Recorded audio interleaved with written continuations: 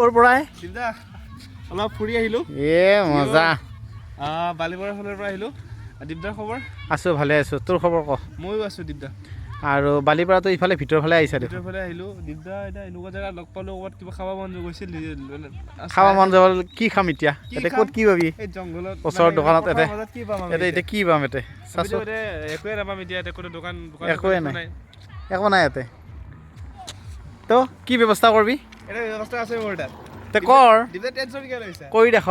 গম পাওঁ আমাৰ টংলাত কালেকত বাইটমি বুলি এটা ছাৰ্ভিচ চলি আছে অনলাইন ফুড ডেলিভাৰী ছাৰ্ভিচ ৰাতিপুৱা 9টাৰ পৰা ৰাতি 9টালৈকে আচ্ছা হোম ডেলিভাৰী ছাৰ্ভিচ অঁ আমি তাৰ পৰা অৰ্ডাৰ কৰিম দেচোন দে আহি যাব দে অৰ্ডাৰটো চাওঁ দে অৰ্ডাৰটো চাওঁ এক মিনিট ৰ'ব আমি চিধা যাম গুগল ক্ৰমত যে বাইটমি লিখি দিম চাওঁ বাইটমি